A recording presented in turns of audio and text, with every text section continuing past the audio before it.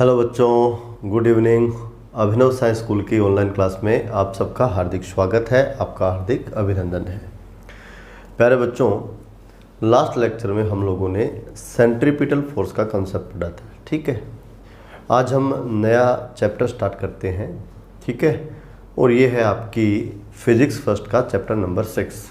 ठीक है, और चैप्टर आपका है वर्क, एनर्जी एंड पावर, है ना। वर्क यानी कार्य, एनर्जी यानी ऊर्जा, पावर यानी शक्ति। इस चैप्टर में हम लोग 3 फिजिकल क्वांटिटी के बारे में पढ़ेंगे, है ना। आपका जो पहला फिजिकल क्वांटिटी है वो है वर्क, दूसरा है आपका एनर्जी और तीसरा आपका है पावर। ठीक है, तो स्टार्ट करते हैं ये चैप्टर। ठीक है, पेन कॉपी लेके बैठ जाएं, नोट्स साथ साथ में आपको ज़रूर बनाने हैं। ठीक है, तो आप हेडिंग डालिए। सबसे पहले आप हेडिंग डालिए वर्क। वर्क, और वर्क का मतलब है आपका कार्य। बच्चों, सबसे पहले तो आप ये देखो, अभी तक हम लोग जिसको वर्क समझते हैं ये वो वाला वर्क नहीं है। जैसे मैं आप लोगों को पढ़ा रहा हूँ, ठीक है, तो आपके हिसाब से मैं कार्य कर रहा हूँ और पढ़ाने का कार्य कर रहा हूँ। आप लोग स्क्रीन पर मेरे द्वारा पढ़ाया गया पढ़ रहे हो। ठीक है, तो आप भी पढ़ने का कार्य कर रहे हो। ठीक है, कोई मान लो सिंगर है ना, वो गाना गा रहा है तो वो भी अपना कार्य कर रहा है। ठीक है, तो फिजिक्स में जो वर्क है वो इस वाले वर्क से डिफरेंट है ना। जो गाना गाना है, मेरे द्वारा पढ़ाना है ना, आप लोग पढ़ रहे हो, है ना, या आप कोई और दूसरा फिजिकल वर्क कर रहे हो, तो वो वाला जो वर्क है वो इस फिजिक्स वाले वर्क से डिफरेंट है। तो ये वाला वर्क क्या है, एक फिजिकल क्वांटिटी है। कैसे डिफाइन किया जाता है मैं आपको बताता हूँ। बच्चों, आप लोगों ने फोर्स के बारे में पढ़ा है। ठीक है, और आप लोगों ने डिस्प्लेसमेंट के बारे में भी पढ़ा है। ठीक है बच्चों, ये आपका है फोर्स वेक्टर और ये आपका है डिस्प्लेसमेंट वेक्टर। दोनों का जब हम डॉट प्रोडक्ट करते हैं, कौन सा प्रोडक्ट बच्चों, डॉट प्रोडक्ट, तो इससे आपको जो नया क्वांटिटी मिलता है उसको फिजिक्स में वर्क कहा जाता है। तो बच्चों वर्क क्या है, मैं आपसे पूछूं कि बताओ बच्चों वर्क क्या है, तो आपका आंसर होना चाहिए फोर्स और डिस्प्लेसमेंट का डॉट प्रोडक्ट, है ना, यानी बल तथा विस्थापन का अदिश गुणनफल। कौन सा गुणनफल, अदिश गुणनफल। बोलो बच्चों क्या होता है, कार्य होता है। ठीक है, एक बार आप एक डेफिनेशन लिखें, बाद में इसको और डिटेल से अपन समझेंगे। तो वर्क का डेफिनेशन आप क्या लिखोगे, वर्क का डेफिनेशन आप क्या लिखोगे, आप लिखोगे बच्चों बल तथा विस्थापन का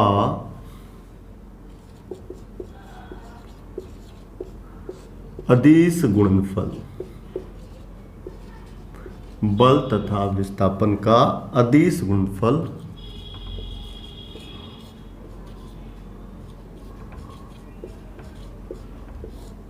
वर्क कहलाता है। और इसको किससे लिखते हैं बच्चों, W से। तो W बराबर आप क्या लिख दोगे, F.S। ठीक है, अब आपको याद आ रहा होगा, आपने 2 प्रकार के प्रोडक्ट देखे थे वेक्टर में।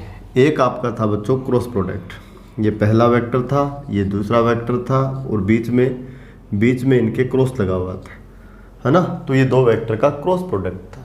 ये किसके बराबर आता था, तो आंसर है magnitude of vector A, magnitude of vector B, और यहाँ क्या आता था बच्चों, साइन थीटा, है ना। और डायरेक्शन के लिए एन कैप आया करता था, वो एक अलग चीज़ है। यहाँ मैं इसको लिख देता हूँ, ये आता था आपका ए बी, और क्या आता था, साइन थीटा। थीटा क्या था बच्चों, तो थीटा था वेक्टर ए और वेक्टर बी के बीच का एंगल। ठीक है। दूसरा आप लोगों ने पढ़ा था बच्चों डॉट प्रोडक्ट। क्या पढ़ा था आपने? डॉट प्रोडक्ट, जिसको आप अदिश गुणनफल भी बोलते थे। ये आपका पहला वेक्टर है बच्चों, ये आपका दूसरा वेक्टर है, बीच में मैंने डॉट लगा दिया है ना। तो इसका रिजल्ट आप क्या लिखते थे? तो इसका रिजल्ट लिखते थे मैग्नीट्यूड ऑफ वेक्टर ए, है ना, और गुणा में मैग्नीट्यूड ऑफ वेक्टर बी, और यहाँ क्या लिखते थे आप? कोस ऑफ थीटा, है ना। ये क्या आता था? ए, ये क्या आता था? बी, और ये क्या आता था? Cos theta. यहाँ आपका थीटा क्या था? वेक्टर ए और वेक्टर बी के बीच का कोण। ठीक है। तो यहाँ वेक्टर ए की जगह आपका वेक्टर एफ है और वेक्टर बी की जगह आपका वेक्टर एस है। ये बच्चों विस्थापन सदिश है ना। यहाँ जो ये वेक्टर आपका एस लिखा हुआ है डिस्प्लेसमेंट वेक्टर है, इसको वेक्टर एक्स भी लिखा जा सकता है। ठीक है। और कई बार हम डिस्प्लेसमेंट वेक्टर को वेक्टर डी भी लिखते हैं, है ना। तो यदि वेक्टर एक्स लिखते हैं तब फार्मूला क्या बनता? F dot x. Vector D लिखते तब क्या बनता? F dot D. ठीक है। आपने बच्चों वेक्टर एस लिखा है तो ये क्या है? F dot S. ठीक है। इसको आगे लिखा जा सकता है। वर्क के लिए आपको ये फार्मूला याद रखना है ना। फोर्स वेक्टर और डिस्प्लेसमेंट वेक्टर का जो डॉट प्रोडक्ट होता है वो वर्क होता है। ठीक है। तो यहाँ से आप क्या लिखोगे? यहाँ से आप लिखोगे W इज इक्वल टू, है ना, इसका मैग्नीट्यूड बोलो किससे लिखेंगे? F से। इसका मैग्नीट्यूड बोलो किससे लिखेंगे? S से। और बोलो क्या लिख देंगे? Cos theta. क्या लिख देंगे बच्चों? कोस थीटा, है ना। इसको क्या बोल देंगे? इक्वेशन 1। नीचे आप क्या लिखोगे? नीचे आप लिखोगे जहाँ थीटा क्या है भाई? वेक्टर F तथा वेक्टर S के बीच का कोण। ठीक है, बीच का कोण। तो बच्चों वर्क का डेफिनेशन आपको याद रखना है। बल तथा विस्थापन के अदिश गुणनफल को क्या बोलते हैं? क्या बोलते हैं बच्चों? कार्य बोलते हैं, है ना। तो W बराबर क्या बन गया आपका? F dot S. आप एक चीज देखो, जैसे ग्राउंड पर, है ना बच्चों, ग्राउंड पर एक ब्लॉक रखा है, ग्राउंड पर इस वाले पॉइंट ए पर। ठीक है। और ये हॉरिजॉन्टल बना रहा हूँ मैं पहले से, ये मैं हॉरिजॉन्टल बना दे रहा हूँ बच्चों, हॉरिजॉन्टल बना रहा हूँ। ठीक है। अब ये वाला जो ब्लॉक है ना, ये वाला जो ब्लॉक है, इस ब्लॉक पर हॉरिजॉन्टल से किसी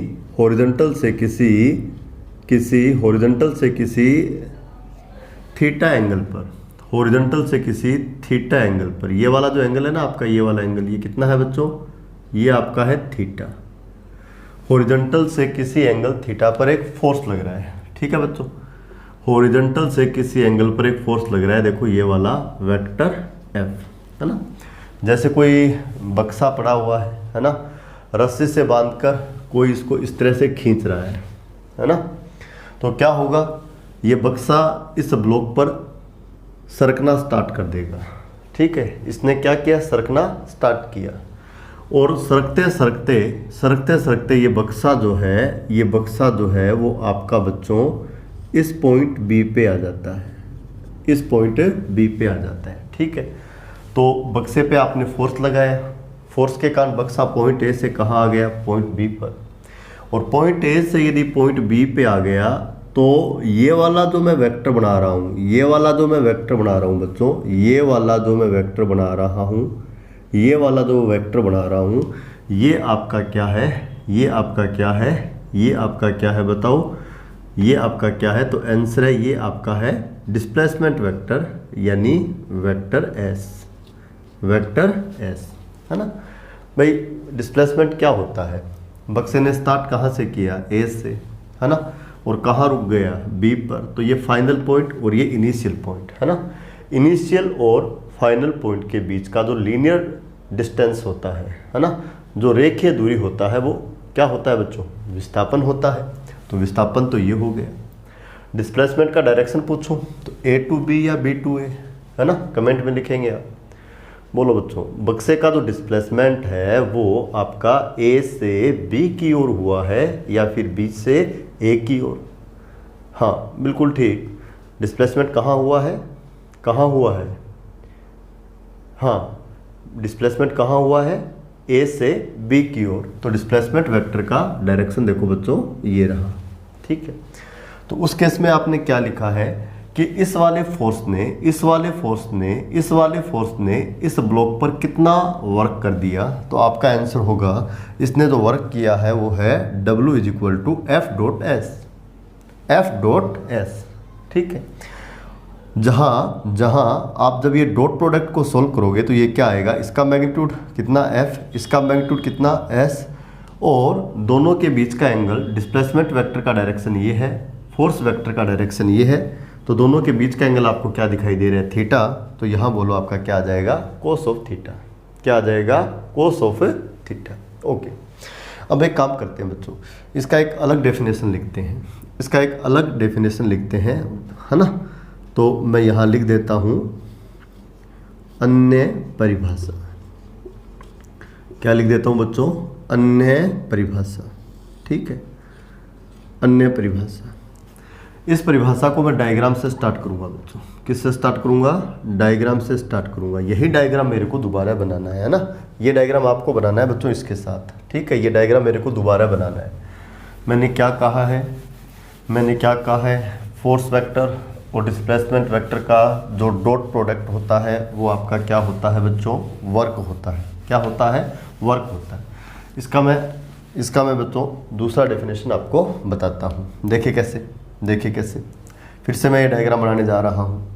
फिर से मैं ये अन्य परिभाषा लिख के मैं डायग्राम यहाँ बना देता हूँ। देखो बच्चों, मैं यहाँ बना देता हूँ, ठीक है। आप लोग भी ये डायग्राम दोबारा से बनाओगे। ये आपका ग्राउंड है, ठीक है बच्चों, और इस ग्राउंड के ऊपर फिर से मैंने एक ब्लॉक रखा हुआ है। ये देखो मैंने ब्लॉक रख दिया, कहाँ रखा हुआ है, पॉइंट A पर। हॉरिजॉन्टल पहले बना देता हूँ। ये बच्चों मैंने क्या बना दिया, हॉरिजॉन्टल, है ना। क्या बना दिया मैंने, हॉरिजॉन्टल, ठीक है। बक्सा थोड़ा मैं बड़े साइज का ले लेता हूँ भाई, ठीक है। ये देखो बच्चों, थोड़ा सा बड़ा ले लेता हूँ, है ना। ये लो, ये मैंने बक्सा ले लिया, ठीक है, पॉइंट A, ठीक है। थोड़ा डायग्राम अच्छा बन जाए भाई। ये आपका हॉरिजॉन्टल है। क्या है ये, हॉरिजॉन्टल, ओके। ये आपका हॉरिजॉन्टल है, ओके। इस पे देखो बच्चों, इस प्रकार से मैंने फोर्स लगाया हुआ है, वेक्टर F, ठीक है। हॉरिजॉन्टल से किस एंगल पे लगाया हुआ है, थीटा एंगल पे लगाया हुआ है, थीटा एंगल पे, ठीक है। बक्सा जो आपका है फोर्स के कारण खिसकना स्टार्ट कर देता है ना, सरकना स्टार्ट कर देता है। ग्राउंड पर खिसकना स्टार्ट कर देता है, सरकना स्टार्ट कर देता है, और आपका यहाँ आ जाता है, ठीक है।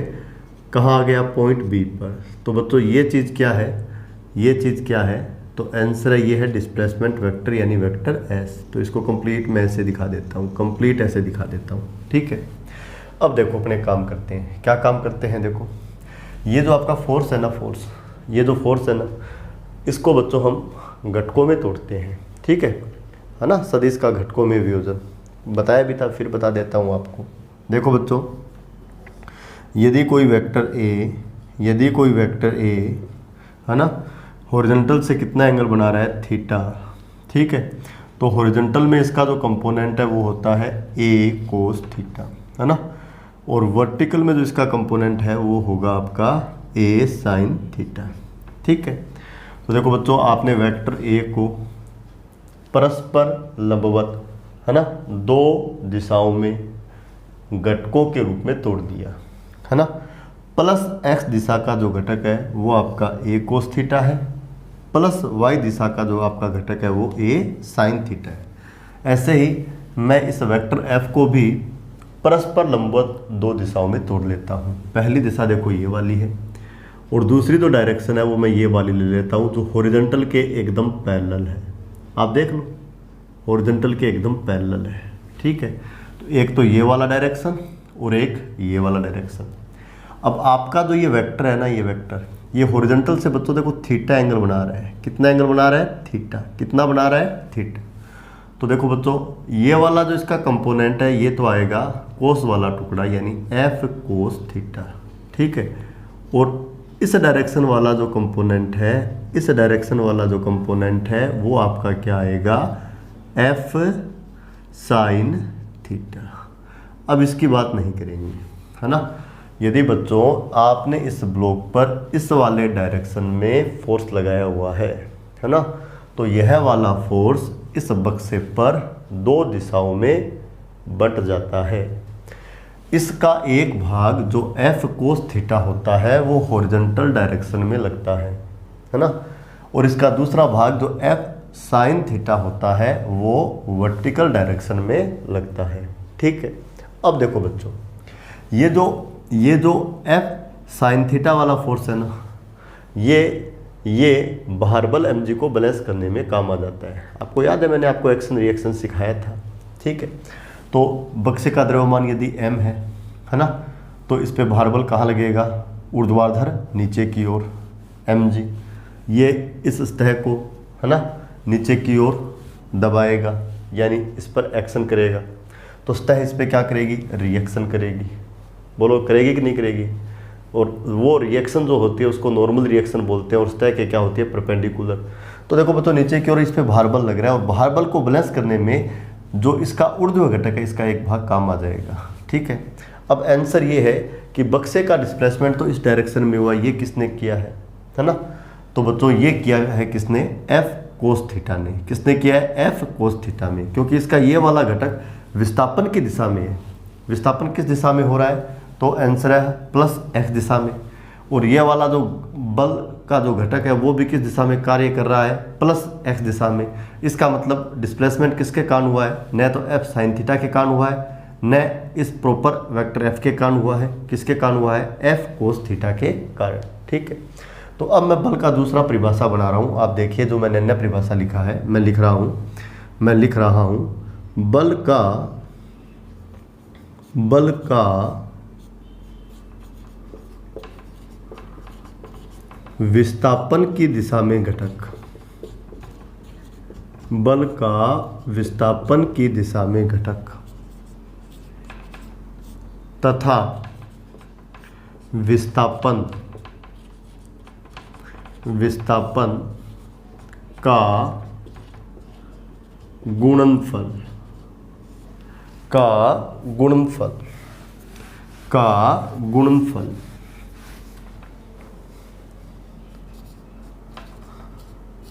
कार्य के बराबर होता है। कार्य के बराबर होता है। किसके बराबर होता है, कार्य के बराबर होता है। क्या लिखा आपने, बल का विस्थापन की दिशा में घटक, ठीक है। और ये वाला जो बल है इसके दो घटक है, एक तो आपका ये डायग्राम आपको बनाना है, एक तो आपका है एफ कोस थीटा और एक आपका है एफ साइन थीटा। ये वाला जो घटक है ये किसकी दिशा में है, विस्थापन की दिशा में। और यहाँ आपको कहा गया है बल का विस्थापन की दिशा में घटक यानी एफ कोस थीटा, ठीक है।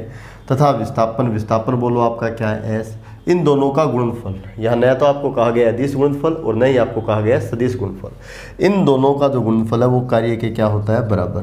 तो कार्य बराबर देखो ये हो गया, क्या हो गया, एफ कोस थीटा गुणा एस। ये एफ कोस थीटा क्या है, बल का विस्थापन की दिशा में घटक, ठीक है। और ये एस क्या है, विस्थापन। और दोनों का जो गुणनफल है वो क्या है, कार्य, ठीक है। तो ये दूसरा परिभाषा बन गया। यहाँ से देखो बेटा बात वही आएगी, यहाँ से इसको आप चाहो तो लिख सकते हो W बराबर क्या लिख सकते हो, एफ एस कोस थीटा, है ना। साधारण गुणा है और साधारण गुणा में क्रम विनिमय के नियम की पालना होती है, यानी नंबर को आप आगे पीछे लिख सकते हो, ठीक है। अब जो एफ एस कोस थीटा है ना, एफ एस कोस थीटा है ना, इसको आप ऐसे भी लिख सकते हो, W बराबर क्या लिख सकते हो बताओ, एफ डॉट एस।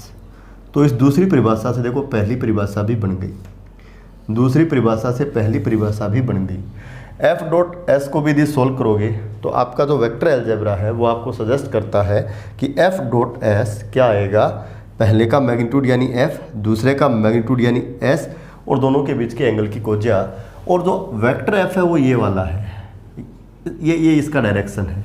जो वेक्टर एस है उसका डायरेक्शन ये वाला है, एंगल बीच में बोलो बच्चों कितना दिया हुआ है, थीटा, तो यहाँ बोलो क्या आएगा, कोस थीटा। तो एफ एस कोस थीटा को आप एफ डॉट एस लिख सकते हो, क्योंकि एफ डॉट एस को जब आप सोल्व करोगे तो आपको क्या मिलेगा, एफ एस कोस थीटा ही मिलेगा। बोलो मिलेगा कि नहीं मिलेगा। इसका मतलब वर्क किसके बराबर हो गया, बल तथा विस्थापन के अदिश गुणनफल के बराबर हो गया। बल तथा विस्थापन के अदिश गुणनफल के बराबर हो गया। ये बच्चों आपका क्या है, वर्क। ये आपका हो गया सेकंड डेफिनेशन। कौन सा डेफिनेशन बच्चों, सेकंड डेफिनेशन। इसके बाद नेक्स्ट चीज देखो, इसके बाद बच्चों नेक्स्ट चीज देखो, इसका एक और कॉन्सेप्चुअल डेफिनेशन आपको और बताता हूँ, कॉन्सेप्चुअल डेफिनेशन आपको और बताता हूँ, ठीक है। अथवा लगा के लिखो बच्चों, अथवा लगा के लिखो। अन्य परिभाषा, ये एक प्रकार से कॉन्सेप्ट है। अन्य परिभाषा, यदि आपसे पूछे कि वर्क क्या है, क्या पूछे बच्चों, वर्क क्या है, तो आपका जवाब क्या होगा, आपका जवाब होना चाहिए ट्रांसफर ऑफ एनर्जी। क्या जवाब होना चाहिए बच्चों, क्या जवाब होना चाहिए, ट्रांसफर ऑफ एनर्जी। आपका क्या जवाब होना चाहिए, ट्रांसफर ऑफ एनर्जी, यानी ऊर्जा का स्थानांतरण। कहने का मतलब यदि कोई एक बॉडी किसी दूसरी बॉडी पर वर्क कर रही है ना, एक बॉडी ने किसी दूसरी बॉडी पे यदि वर्क कर दिया, ठीक है, तो उन दोनों बॉडी के बीच में एनर्जी का ट्रांसफ़र होना चाहिए, यानी ऊर्जा का स्थानांतरण होना चाहिए।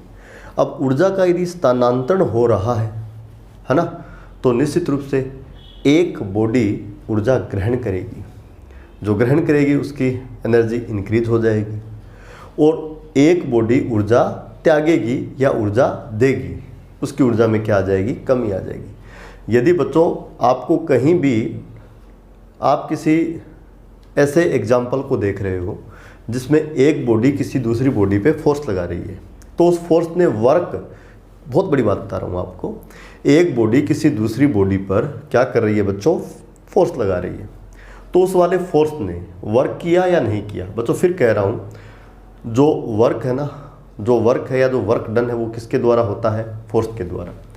इस वाली बॉडी पे ये क्या लगा, फोर्स लगा, और फोर्स के कारण इसमें क्या आएगा, डिस्प्लेसमेंट। वो डिस्प्लेसमेंट आएगा तब आप लिखोगे W बराबर F S cos theta, W बराबर एफ एस कोस थीटा।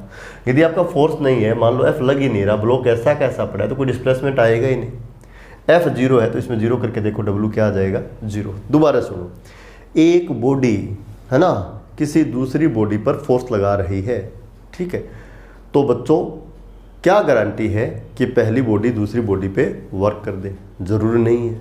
ये जरूरी नहीं है कि बल लगाने पर बॉडी पर वर्क हो जाए, यदि वर्क हो जाता है तो आपको कैसे पता लगेगा बच्चों, यदि जो बॉडी फोर्स लगा रही है उसने अपनी ऊर्जा का एक पार्ट दूसरी बॉडी में यदि ट्रांसफ़र कर दिया, स्थानांतरित कर दिया, तो हमें पता लग जाएगा कि पहली बॉडी ने दूसरी बॉडी पर वर्क कर दिया, यानी एनर्जी ट्रांसफ़र होना बहुत ज़रूरी है। चलो मैं आपको समझाता हूँ इस बात को।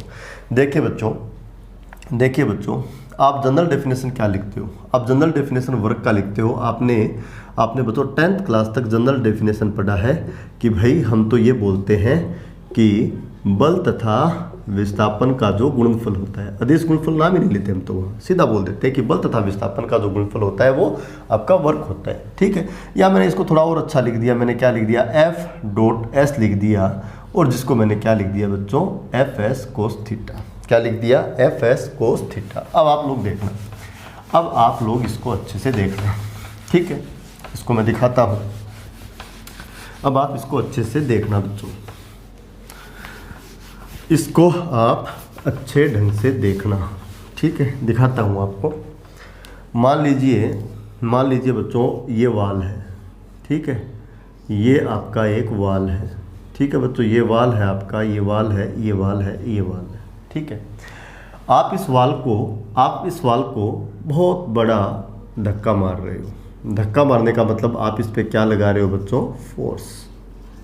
आप इस पे क्या लगा रहे हो, फोर्स।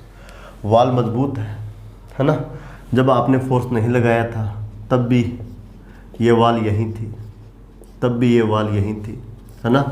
आपने ये वाला फोर्स लगा दिया तब भी ये वाल यहीं है, ये अनिस्थिर है। तो फोर्स लगाने के बावजूद भी आपका वाल में डिस्प्लेसमेंट नहीं हुआ, डिस्प्लेसमेंट नहीं हुआ। तो आपसे पूछे कि इस वाले फोर्स ने या आपने कितना वर्क किया, तो आप ऐसा लिखते हो F S cos of theta. क्या लिखते हो बच्चों? F S cos of theta. तो यहाँ आप देखिए, आप फोर्स लगा रहे थे, हो सकता है आप 5 न्यूटन का लगा रहे हो सकता है आप 9 न्यूटन का लगा रहे हो सकता है आप 10 न्यूटन का लगा रहे हो सकता है आप 20 न्यूटन का लगा रहे हो। तो फोर्स तो नॉन जीरो क्वांटिटी है, फोर्स तो नॉन जीरो क्वांटिटी है, बट यहाँ आपका डिस्प्लेसमेंट कितना है? जीरो। तो बोलो आपका जो वर्क है वो कितना हो जाएगा? जीरो। तो इस एग्जाम्पल में आपको नज़र आ रहा है कि आपका वर्क कितना है बच्चों? जीरो। आपका वर्क कितना है? जीरो। और वर्क जीरो है, इसका मतलब यहाँ एनर्जी जो है ना उसका ट्रांसफ़र नहीं हुआ, एनर्जी जो है उसका ट्रांसफ़र नहीं हुआ। यानी ये बालक, ये बच्चा इसको धक्का तो मार रहा था, इसको एनर्जी देना चाह रहा था, लेकिन एनर्जी ट्रांसफ़र नहीं हुई। यदि एनर्जी ट्रांसफ़र हो जाती तो हमें इसमें वर्क दिखाई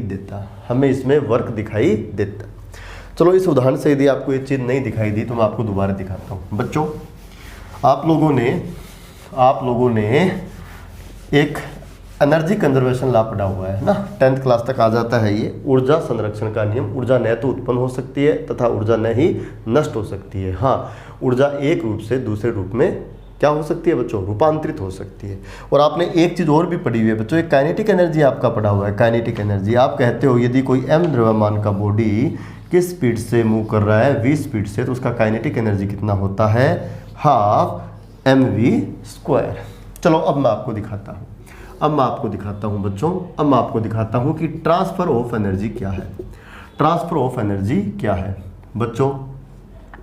ये एक ब्लॉक है जिसका मास कितना है? m। ठीक है, कहाँ रखा हुआ है? a पर। बोलो बच्चों, ये क्या है? स्थिर। ये क्या है? स्थिर। ठीक है, एक लेबर को, एक मजदूर को ये बोल दिया जाता है कि इस ब्लॉक को यहाँ से सरका कर, बहुत हैवी सा ब्लॉक है, मान लो रेलवे के प्लेटफॉर्म पे रखा हुआ है। एक लेबर को ये कहा जाता है, एक मजदूर को ये कहा जाता है कि आप इसको सरका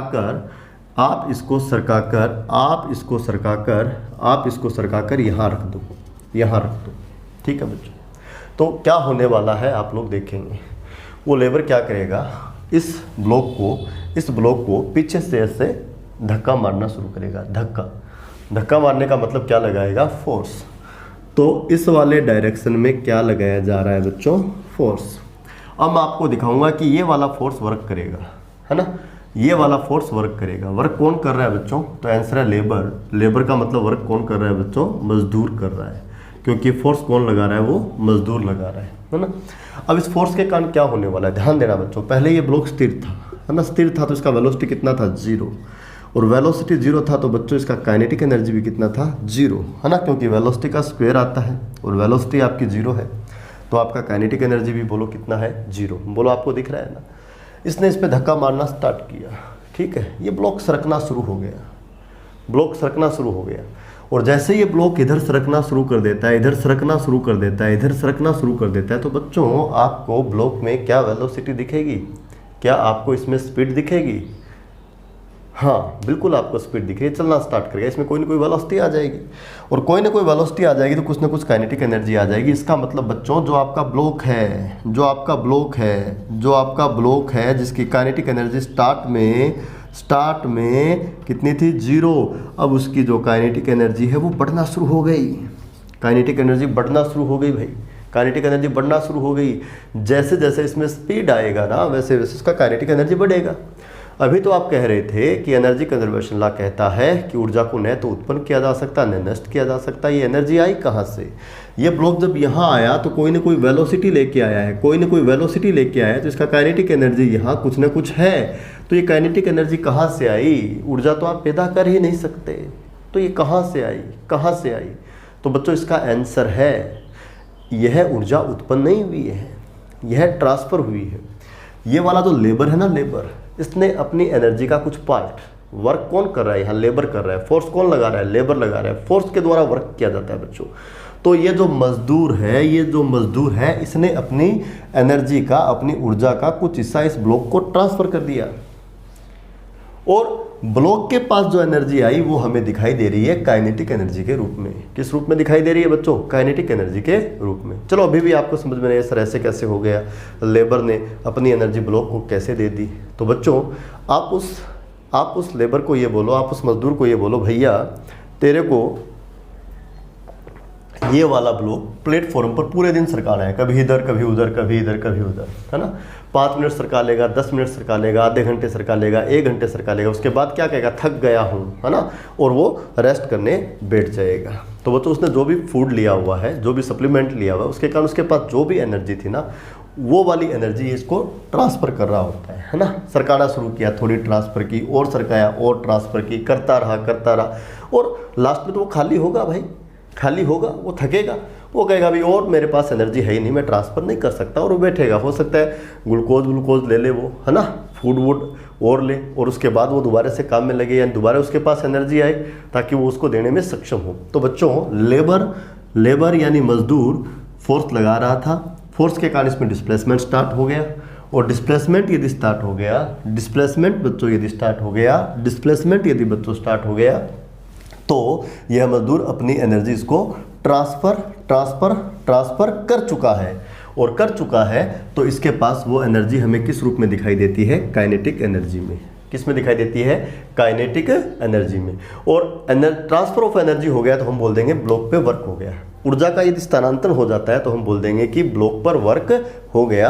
तो यहाँ इस मजदूर ने या इस वाले फोर्स ने इस ब्लॉक पे वर्क कर दिया। कैसे कर दिया? मान लो कुछ समय बाद आप ब्लॉक को यहाँ पकड़ते हो, यहाँ देखते हो, तो ये क्या है बच्चों? ये इसका क्या है? डिस्प्लेसमेंट। आपसे पूछे W बराबर क्या होगा, आप बोलोगे FS cos थीटा। मजदूर कुछ धक्का भी लगा रहा था, कुछ न कुछ मान है, मान लो ये 2 न्यूटन का है, कुछ न कुछ डिस्प्लेसमेंट भी हुआ है, मान लो ये कितना हुआ है? 4 न्यूटन का। डिस्प्लेसमेंट हो रहा था x डायरेक्शन में, फोर्स भी लग रहा था x डायरेक्शन में, थीटा 0 है तो cos 0 का मान बोलो कितना होगा? 1। कैलकुलेट करोगे तो कोई ना कोई वैल्यू आएगी, यानी वर्क हो रहा है, वर्क हो रहा है, वर्क हो रहा है। और आपको दिखाई कैसे दिया? आपको दिखाई दिया कि ये वाला ब्लॉक जो कभी स्थिर था, जिसका काइनेटिक एनर्जी 0 था, उसका काइनेटिक एनर्जी इंक्रीज हो गया। इसका मतलब उसके पास कहीं ना कहीं से एनर्जी आया है। और एनर्जी आया कहाँ से? तो बताओ, इसका आंसर है इस वाले मजदूर ने अपनी ऊर्जा का कुछ भाग इसमें ट्रांसफर कर दिया। ओके, वापस आते हैं वाल वाले एग्जाम्पल में। यही मजदूर को आप यहाँ वाल पे लेके आ जाओ और उसको बोलो बिल्कुल आराम से वाल को धक्का लगाओ, वाल को धक्का लगाओ, वाल को धक्का लगाओ, है ना। इसने पकड़ा, इस वाल को धक्का लगा रहा है। वाल में किसी प्रकार का, देखो पहले भी स्थिर था तो पहले वेलोसिटी 0 था तो काइनेटिक एनर्जी कितना? 0। उसके बाद भी 0, उसके बाद भी 0, उसके बाद भी 0, उसके बाद भी 0, है ना। इसका मतलब क्या हुआ कि ये मजदूर इस वाल को अपना एनर्जी ट्रांसफ़र नहीं कर पा रहा है।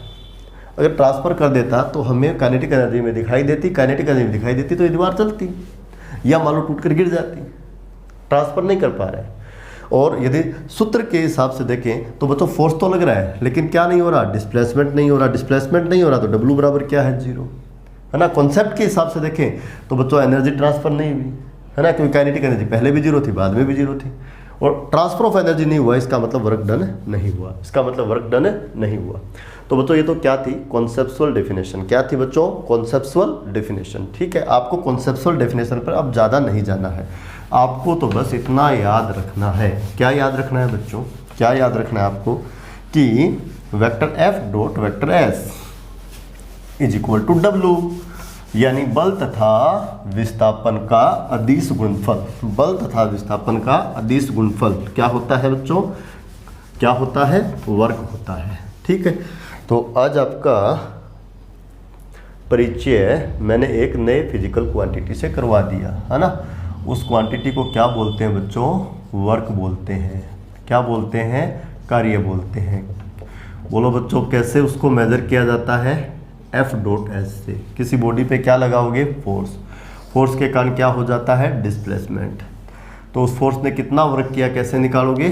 तो ऐसे निकालोगे। बल तथा विस्थापन का डॉट प्रोडक्ट किसके बराबर होता है? वर्क के बराबर होता है। ओके, अब बताओ मेरे को, जब भी हम कोई नई फिजिकल क्वांटिटी परिभाषित करते हैं तो उसके बारे में कुछ बातें लिखते हैं ना।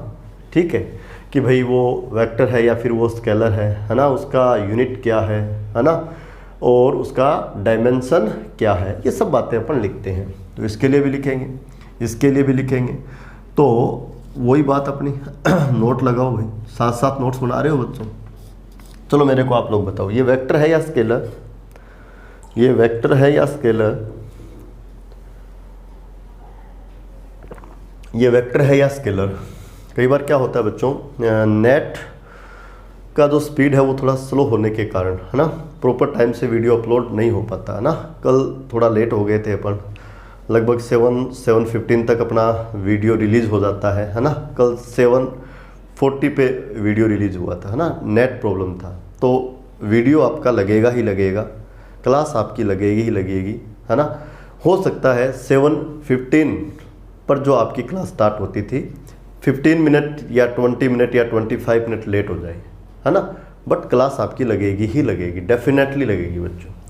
और आपको किसी प्रकार का कोई प्रॉब्लम हो, आपकी कोई क्वेरी हो, वैसे तो मेरे नंबर आपके पास है, फिर भी मैं आपको बता देता हूँ बच्चों, आप बेझिझक, है ना, इस नंबर पे कॉल कर सकते हैं। ये मेरे नंबर है बच्चों, बेझिझक आप इस नंबर पे कॉल कर सकते हैं, ठीक है। 9875185177, ठीक है। चलो बात करते हैं इसके बारे में। चलो बच्चों एक बात बताओ, ये वेक्टर है या स्केलर, बताओ भाई, कमेंट में लिखो। ये वेक्टर है या स्केलर, कमेंट में लिखो। मैं वेट कर रहा हूँ, आपको कुछ सेकंड दे रहा हूँ, है ना। मैं आपसे पूछ रहा हूँ, ये क्वांटिटी आपका वेक्टर है या स्केलर।